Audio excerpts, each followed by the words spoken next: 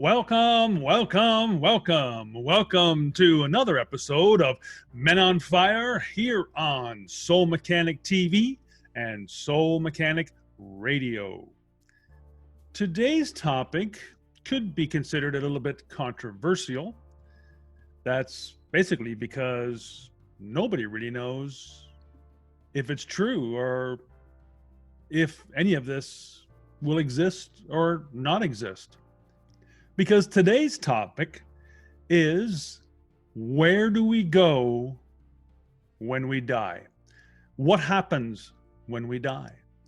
None of us really know, because if you're listening to this, you're alive. So we don't really know exactly 100% certain where we're going to go when we die, what happens to our body when we die, and will we come back? Those are all kind of questions we're going to have a look at today on this episode of Men on Fire, because I know it's important to you. You've all thought about it. You've all wondered about it. And you know what? You're just putting it off because you don't really want to think about your death. But one thing you need to understand is that the more you understand death, the more you will be able to live your life, because then you'll understand that death is not the end. Death is just what happens in our life cycles and in what is called the process and cyclical nature of the universe itself. It's always like a turning wheel, unending, and moving and never stopping. It's always evolving. The universe is always evolving into something new. So let's start talking a little bit about maybe tradition. So traditions, or wisdom traditions, or things we've learned in the past, would have us believe that when we die, we would go to a couple of places, either heaven or hell, whether we were quote unquote good or bad. And I always had trouble thinking this was the case, because it centers around religion, and with religion comes a lot of rules. And I'm not trying to slight any religions here at all, but to belong to their belief system, you have to have certain rules, and you must abide by them. And by and large, rules are fine as long as you're not excluding other people. So if you belong to a religion that says that you are the chosen ones, that you will be the only people that want to or will continue once this earth explodes, or there is an apocalypse, or the return of a certain individual shows up, then that's being exclusatory, and you're excluding others from that whole sphere of being saved, let's say. So to me, that doesn't make sense, because we are all the same. We all came from the same place. We're all made of the same stuff. So I don't get how, if there was a divine body out there in the ether that was looking down upon us, why would they want to exclude people that were made in their own image, but yet accept others? And that always just bothered me. When I was in Sunday school, I went to a Lutheran church, which is kind of a slice off the Catholic church, just a little bit different, but considered a Protestant religion. But even still, when I was a young boy in Sunday school, I had a hard time kind of believing that. And Jesus loves everybody, to name the Savior that we were being taught about. But yet, he'll only save some people and not others, based on how you act while you're here on earth, which still didn't make much sense, unless, of course, you repented and had a confession with a certified priest, as if that would really matter. So I don't want to get off on a tangent on religion, because I enjoy all religions. I think they all have a place, and it's a place that brings us to spirituality. And spirituality is what religion is all about, and what we are all about. But you see, religion needs spirituality. Spirituality doesn't need religion. And therein lies the difference. So, from a scientific viewpoint, then, coming a little bit from my engineering backgrounds, I always wanted to know more. I wanted to know more about how things work. How do these things make any sense? And when I went to school in high school, and we were taught physics, we learned about the Newtonian model of atoms. So the atoms and its different, the nucleus and protons and electrons, they all started to orbit around each other, just like the Earth and the planets do around our sun. That was the model that was put into place at the time, because they hadn't come far enough to learn anything else. And then really was the battle between, people that believed in spiritual things and people that were hard facts. No, this is how the atoms work. So it's none of that woo-woo stuff. But as time went on, and many great physicists and scientists kept bringing out more theories, and string theories and quantum theories, it's now largely accepted that with quantum mechanics and quantum theory, everything in the universe is waves of energy, just like waves in an ocean that contain energy, right? They have kinetic energy within them, and able to produce great effect on things. If in a storm or whatever, you can see that on TV when we see the hurricanes hitting the coasts and those sorts of things. So the energy is contained within these waves, but they change from waveform to particle form when we observe them. And that's also been proven. It's called the observer effect, and you can look that up on Google if you like. And so these waves of energies can change into particles, which are what we're made of. We're so many gazillion particles because we have 50 trillion cells within us, all amassed in this one huge cell. If you look in the mirror, you see yourself just as one entity, but there's 50 trillion little cells that all make you up. So they are like mini yous. Every one of those cells have different systems that keep them alive, just like you do. Excretion systems, and how they feed themselves, and how they get the nourishment and oxygenate from the blood and that sort of thing. They all have the same systems we do as our one singular cell. And we are like those 50 trillion cells when compared to the universe itself. We're just some small little part, but we came from energy. We have energy within us. Again, proven by EEGs, people having brain energy, making model railroad cars or model car race sets actually move with the energy, electrical energy within our brain. So we are able to have a chemical or electrical chemical source of energy within us.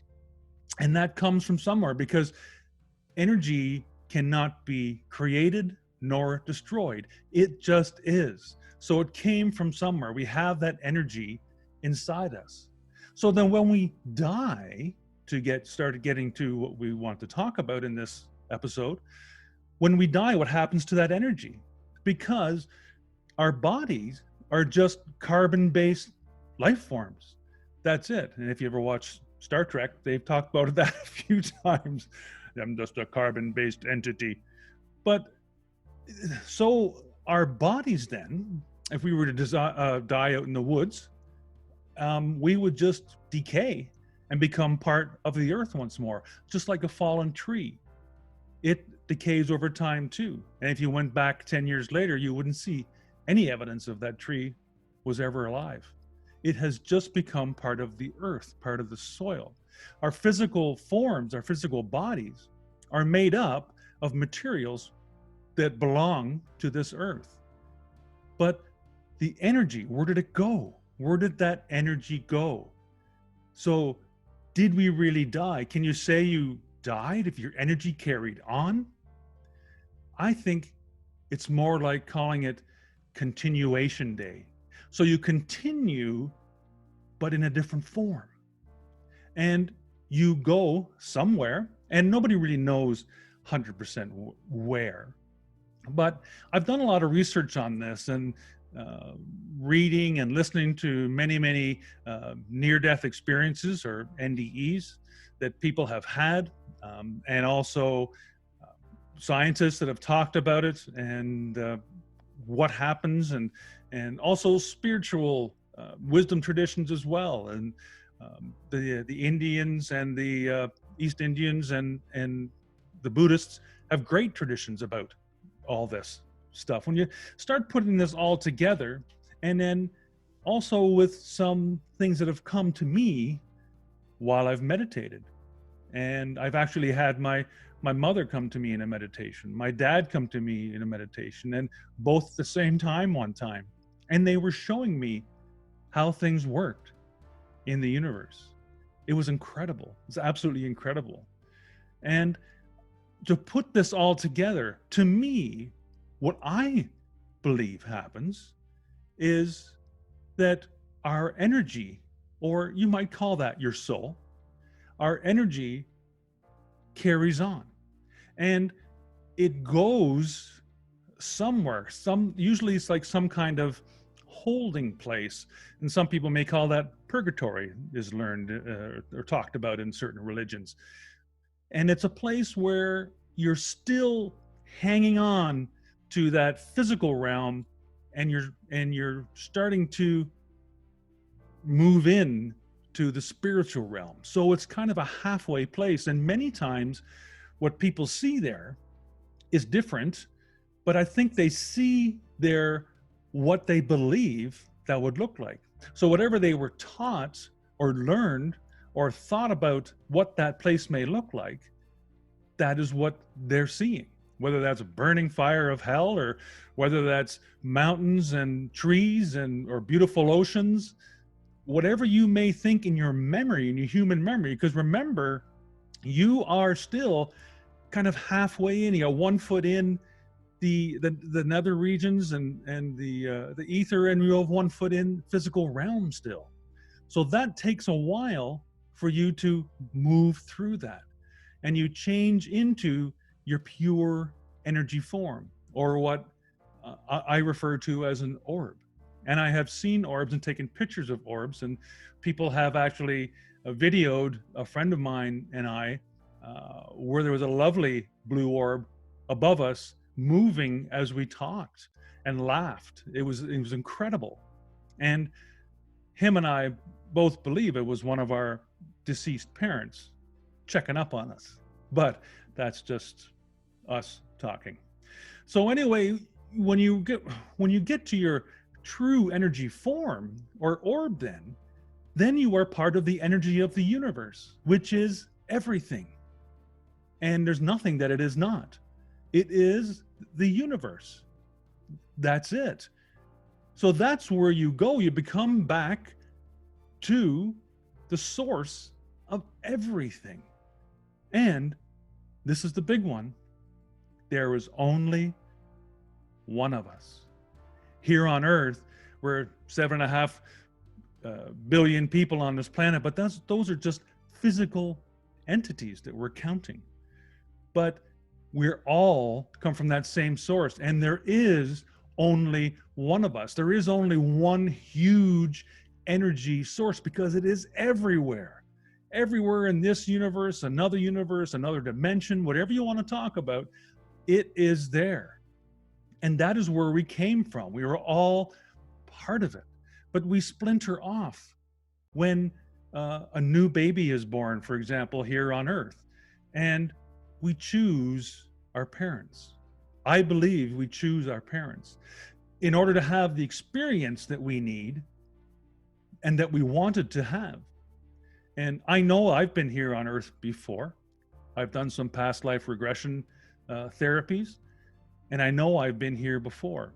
And what's wonderful is that our memories are erased, or for the most part. When we're very, very young, and we've seen movies about this, we've seen people talk about this. The young children can remember things that there's no idea. Why would they remember this? Young boys that knew how to fly certain planes because they were pilots. Young pianists that could play all sorts of things. You see it now with singers too. 8, 10-year-old singers, they sound like they're 35. Well, what do you think they were in a past life?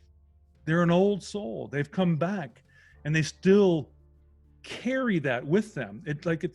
They come back to Earth so quickly. It's like they're pulling this other identity with them. So it's still lingering, and that's how they start to operate in physical realm again. Because we can choose to come back quite quickly, right away even, or we can stay up in that beautiful bliss of nothing but love. That's all there is that feeling of blissful love for everything, because you are everything. There's nothing that you are not. So you have to think about some of these things when you think about, where am I going to go when I die? Some people just say, well, you know what? I don't think there's anything other than this. This is just a physical life. Somehow I was born, and then I will die, and that's it. I will never go anywhere else. I'll be eaten by worms, and that'll be all. Well, I think those people probably just don't want to face that there might be something else out there. And when you think of it that way, what happens to your energy? We've already proven that we're full of energy, that energy is what we are. This physical body is, well, it's decaying right now. The moment you're born, it's starting to decay. I mean, sure, there's a growth cycle, but it doesn't matter. You still get over that growth hump, and you're starting to decay day by day, minute by minute, second by second. So once the body can no longer function in its physical form anymore, it just passes away. It's not something that we should really be mad about or sad about. I mean, yes, we miss the people that have passed away. We miss their essence of who they were. But they've gone on to something else on their continuation day. They're continuing their journeys, just as I will and just as you will as well. So where do we go when we die then? Well, there isn't that many possibilities, but none of us really know. I've given you one interpretation that I believe. I believe to it because it makes sense to me. But that doesn't mean that you have to. I'm not here to tell you what happens because I don't really know. But this is what I believe happens. And to me, it's a positive belief. It's a nice belief that we will come back again and we can live another lifetime, because that's why we're here. Our soul comes here in physical realm because it's the only place that it can get the feelings and the emotions. We're blessed to be such physical beings. It's, as far as I know, the only place in the universe that you can come and have all these emotions, whether they're good, bad, or the other. It doesn't matter. We are emotional beings, and we can go from pissed to bliss in a minute or less, right? 10 seconds. We can change our mood like that. And that's awesome.